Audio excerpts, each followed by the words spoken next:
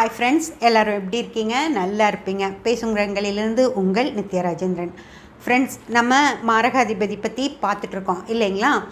ஒவ்வொரு ஜாதகத்துலேயும் யார் யார் அந்த ஜாதகர்களுக்கு மாரகாதிபதியாக வருவாங்க அப்படிங்கிற விஷயத்தை பற்றி நம்ம பார்த்துட்ருக்கோம். அதில் நேற்று பதிவில் நம்ம சரராசிகளுக்கு மாரகாதிபதி யார் அப்படின்னு சொல்லி பார்த்துட்டோம். இந்த பதிவில் ஸ்திர உபய ராசிகளுக்கு யார் மாரகத்தை செய்யக்கூடிய இடத்துல வர்றாங்க அப்படின்னு சொல்லி நம்ம பார்த்துடலாம்.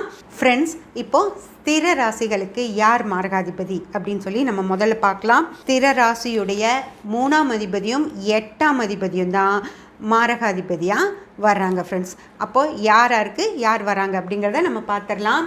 இந்த ஸ்திர ராசிக்கு ரிஷபம் அப்படிங்கிறது ஸ்திர ராசி. அந்த ஸ்திர ராசிக்கு 3ஆம் அதிபதி அவருக்கு மாரகத்தை செய்யக்கூடியவர்.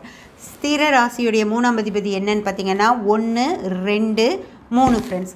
அதாவது 3ஆம் அதிபதியான சந்தி இந்த ஸ்திரம் ரிஷபம்ங்கிற ஸ்திர ராசிக்கு மாரகாதிபதியாக வராரு. அதே போல் 8ஆம் அதிபதி ஃப்ரெண்ட்ஸ், அதாவது 1, 2, 3, 4, 5, 6, 7, 8 8ஆம் அதிபதியான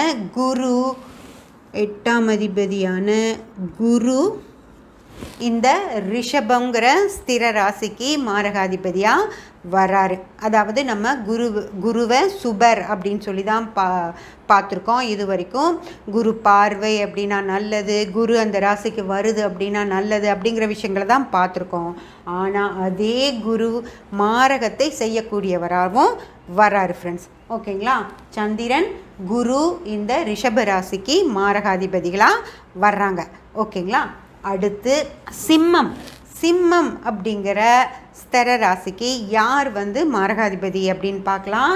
சிம்மத்துடைய 3ஆம் அதிபதியான 1, 2, 3 3ஆம் அதிபதி யார்? சுக்கிரன். 8ஆம் அதிபதியான 1, 2, 3, 4, 5, 6, 7, 8 ஃப்ரெண்ட்ஸ்.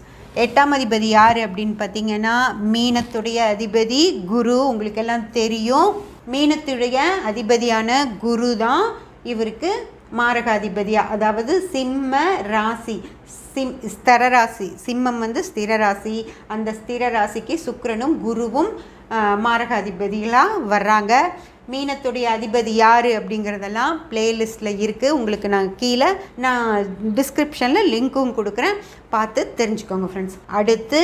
அடுத்த ஸ்திர ராசியான விருச்சகத்துக்கு மாரகம் செய்யக்கூடியவங்க யார் அப்படின்னு பார்க்கலாம். அதாவது 3ஆம் அதிபதி 1, 2, 3 3ஆம் அதிபதியான சனி. 8ஆம் அதிபதியான 1, 2, 3, 4, 5, 6, 7, 8 ஃப்ரெண்ட்ஸ். 8ஆம் அதிபதியான உங்களுக்கு மிதுனத்தோட அதிபதி யார் அப்படின்னு உங்களுக்கு தெரியும் இல்லைங்களா? அது புதன். அந்த புதன் இந்த விருச்சகத்துக்கு மாரகம் செய்யக்கூடிய ஸ்திர ராசியாக வர்ற விருச்சகத்துக்கு மாரகம் செய்யக்கூடியவர் சனி புதன் ஃப்ரெண்ட்ஸ். ஓகேங்களா? அடுத்து இங்கே இருக்க ஸ்திர ராசி, அதாவது கும்பம்ங்கிற ஸ்திர ராசிக்கு மாரகம் செய்யக்கூடியது கும்பத்துடைய 3ஆம் அதிபதியான 1, 2, 3 செவ்வாய் ஃப்ரெண்ட்ஸ். கும்பத்துடைய 8ஆம் அதிபதியான 1, 2, 3, 4, 5, 6, 7, 8 8ஆம் அதிபதி யார்? கன்னியுடைய அதிபதி யார் அப்படின்னு பார்த்துக்கோங்க. அந்த கன்னியுடைய அதிபதியான புதன் தான் இங்கே இந்த ஸ்திர ராசியான கும்பத்துக்கு மாரகாதிபதியாக வர்றாரு ஃப்ரெண்ட்ஸ். இப்போது உங்களுக்கு புரிஞ்சிருக்கும், 3ஆம் அதிபதியும் 8ஆம் அதிபதியுமான செவ்வாயும் புதனும் இந்த சனியுடைய ராசியான கும்பத்துக்கு மாரகத்தை செய்யக்கூடியவங்க அப்படின்னு உங்களுக்கு புரிஞ்சது இல்லைங்களா? இப்போ நம்ம ஸ்திர ராசிகளுடைய மாரகாதிபதிகளை பார்த்துட்டோம். ரிஷபத்துக்கு சந்திரன் குரு, சிம்மத்துக்கு சுக்கிரன் குரு, விருச்சகத்துக்கு சனி புதன், கும்பத்துக்கு செவ்வாய் புதன். இவங்க தான் மாரகாதிபதிகளாக அந்த மாரகம் அப்படிங்கிற விஷயத்தை இந்த ராசிகளுக்கு கொடுக்கக்கூடியவங்களாக வர்றாங்க ஃப்ரெண்ட்ஸ். ஓகேங்களா? சப்ஸ்கிரைப் பண்ணி பெல் பட்டன் ப்ரெஸ் பண்ணி வச்சுக்கோங்க. அப்போ தான் நான் போடுற எல்லா பதிவுகளும் உங்களுக்கு கிடைக்கும். லைக் பண்ணி ஷேர் பண்ணி கமெண்ட் பண்ணிங்கன்னா எனக்கு சப்போர்ட்டிவாக இருக்கும். Thank you friends.